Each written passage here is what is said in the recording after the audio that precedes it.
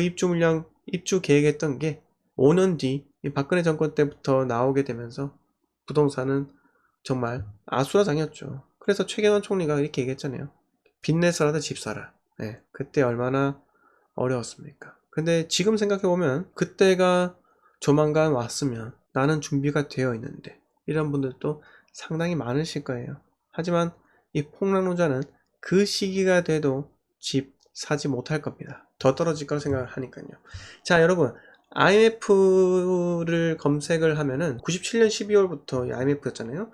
그때 부동산 가격을 한번 쭉 검색해 보세요. 오래된 뉴스에서 뭐 아파트 가격, 뭐 전세가 이렇게 해서 검색을 하다 보면은 언제부터 부동산이 상승 국면으로 맞이하는지 나오게 됩니다. 98년 IMF가 지나가고 99년부터 상승 반전하다가 또 한 번 더 꺾여요. 그리고 2차 바닥을 찍은 다음에 상승을 하게 됩니다. 금융위기가 왔는데도 대한민국 부동산 시장은 1년이라는 그 차디찬 바닥에 누워있어서 목이 다 잠기고 그리고 몸살이 왔는데 딱 1년 지나니까 회복하더라는 겁니다. 회복이요. 회복. 그만큼 부동산에 대한 이 믿음, 신념은 전 세계 어느 나라보다 강합니다. 그래서 여러분들께서는 아직까지 집을 사지 않았다면, 제가 제목에서 말씀드렸던 것과 같이 정말 큰일 납니다. 집을 사지 않았다면 집을 안 산 게 중요한 것이 아니라 집을 살 이런 뭐라 해야 될까요? 희망? 꿈을 잃어버렸다와 같은 거예요.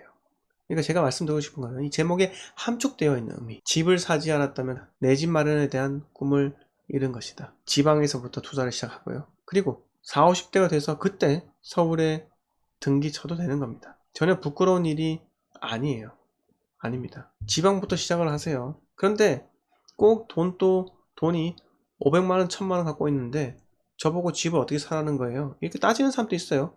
정말 가짜않습니다. 아니, 본인 직장 구해가지고 좋다고 오피스텔 월세 1060짜리 구하고요, 바로 차 사고, 차도 이 스파크나 마티즈는 아니지만 저기 모닝 이 정도만 사도 되는데 꼭 차도 소나타 이상으로, 과거에도 유행했잖아요. 사회초년생이 YF 소나타 타는 거 유행했잖아요. 과거에 액센트 타는 게 뭐가 부끄럽다고, 중고차 타는 게 뭐가 부끄럽다고, 오피스텔 살면서 차까지 끌고 월급 받는 거 다 쓴다는 겁니다.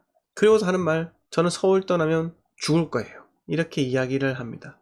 물론 집에 재산이 어느 정도 있어서 본인이 한 1, 2년 정도 서울에서 객지 생활에서 고생을 했는데 부모님께서 그냥 집부터 사라 이렇게 말씀해 주셔서 아파트 사당구에 집을 딱 한 채 샀는데, 한 4억에 사서 전세가 한 2억 5천이었는데 1억 5천 정도 들여가지고 샀어요, 그 당시에. 근데 열심히 또 흥청망청 쓰다가 결혼할 시점에 돼가지고 집값을 보니까 2배가 올랐더라. 개미와 배짱이의 이야기입니다, 여러분. 이소부와의 개미와 배짱에서는 배짱이가 얼어 죽었다 하지만 실제 배짱이는요, 음악 들으면서 그리고 책을 읽으면서 시원한 나무끈을 아래에서 이렇게 하면서 다양한 생각을 하게 됩니다. 이 다양한 생각에서는 과거에 부모님께서 말했던 부동산 이야기, 그리고 개미의 시각에서는 배짱이가 마냥 노는 것처럼 보이지만 실질적으로 배짱이는 중개사들하고도 통화를 하고 이 핸드폰에서 계속 호객노노 같은 것을 계속 보고 있었던 거예요. 그런데 개미는 계속 일만 합니다. 일만 하는 사람들은 어떻습니까? 불평불만만 쌓입니다. 엄청나게 쌓여요. 일에서 받은 스트레스, 일로 풀어야 된다, 이런 사람들이 너무 많습니다. 워커홀릭이라죠. 너무 심해요. 그 정도로 일할 거면 그 정도의 10%만 나에게 투자를 해라.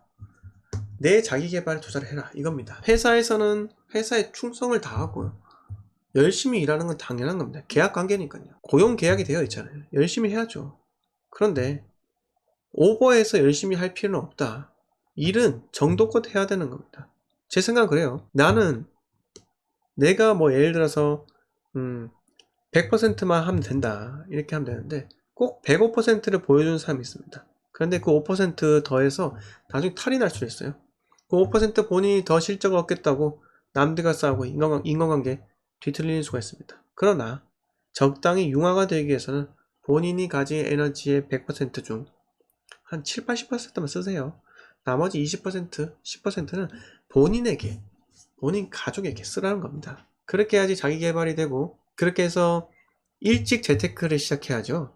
사회초년생, 직장생활 5년차 이하까지 일찍 재테크를 시작해야지 5년 이후에 남들과의 그런 경쟁에서도 여유가 넘칩니다. 여유가 넘쳐요. 판단할 때도 나는 재산이 많잖아요. 예를 들어서 좀 더 객관적으로 판단할 수 있고요. 또는 내가 판단할 때 남을 좀 더 배려해서 배려하는 마음으로 판단할 수 있습니다. 여유가 생긴다는 거죠. 여유가. 그런데 일만 쫓고 이 일 아니면은 난 죽는다. 회사에서 쫓겨나면 난 죽는다. 이렇게 생각하잖아요. 모든 판단에 조급함을 느끼고 제대로 된 판단을 못합니다. 여러분, 세상에서 사기를 가장 많이 당하는 직업이 누굴까요? 바로 공무원과 군인. 공무원과 군인은 본인이 상대하는 사람들이 같은 공무원이거나 또는 본인에게 찾아오는 그런 어떠한 그런 뭐라고 해야 될까요? 신분이 거의 대부분 확실한 사람들이 본인에게 찾아와서 민원을 청구를 하죠. 그렇습니다. 아파트 입주자 대표 회의에서 찾아오건 또 법인에서 찾아오건 간에 물론 주민센터 이런 데도 뭐 좀 안 좋으신 분들도 찾아오죠. 그런데 대부분의 공무원들은 민원인을 상대하는 곳은 한정되어 있다는 겁니다. 네. 큰 그림을 짜는 것도 많이 있어요. 그러면 어떻게 되냐? 회사원도 똑같아요. 그 울타리 안에서만 생활을 계속 하다 보면은 그 울타리 밖의 그런 사회는 거의 야생이에요, 야생. 전쟁터입니다. 언제 내 지갑에서 돈을 뺏기 위해서, 내 재산을 강탈해 가기 위해서 그걸 노리는 사람들이 얼마나 많은지를 모르는 겁니다. 네. 하지만 이 재테크를 하면서 네, 본인들이 수많은 회사 외의 사람들과 또는 본인 조직 외의 사람들과 만나다 보면은 미리 깨닫게 되는 거죠. 미리 깨닫게 되는 겁니다. 사회가 호락호락하지 않다는 걸요. 그러면 직장을 다니면서 프랜차이즈 창업을 하거나 다른 기타 사업을 하는 것보다 부동산 투자를 하는 게 어떻게 보면 가장 리스크가 낮구나 이렇게 생각이 든다는 겁니다. 제 이야기는 여기까지만 할게요. 지금부터 Q&A 시간을 갖도록 할 건데요. 여러분들께서 일목요연하게 어떠한 게 궁금하시다고 딱 이렇게 알려주시기 바랍니다. 자, 여러분들께서 종로구가 어딘지 아십니까? 서울특별시 종로구라 하면 이 북악산 밑에 전기 좋은 경복궁이 있는데요. 경복궁 가보셨습니까? 저는 작년에 이 경복궁을 혼자 산책을 하면서 그렇습니다. 여름에 산책을 하면서 이 코로나인데도 불구하고 경복궁에 수많은 사람들이 몰려 있더라고요. 경복궁을 제가 너무 어린 시절에 갔기 때문에 지금 혼자서 한번 돌아봤는데 상당히 좋더라고요. 근데 제가 뭐 그저께도 말씀을 드렸지만 어저께 말씀드렸나?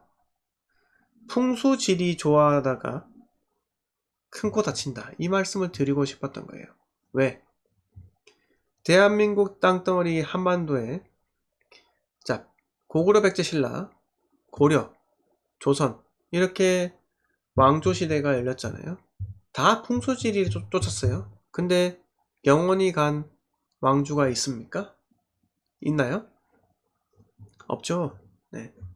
신라 보세요. 신라가 고구려 백제 신라 있었지만 나당 연합군으로 고구려 침공해서 멸망을 시켰잖아요. 같은 한민족의 배신을 때리는 겁니다. 그러니까 본인도 신라도 패망하게 되었잖아요.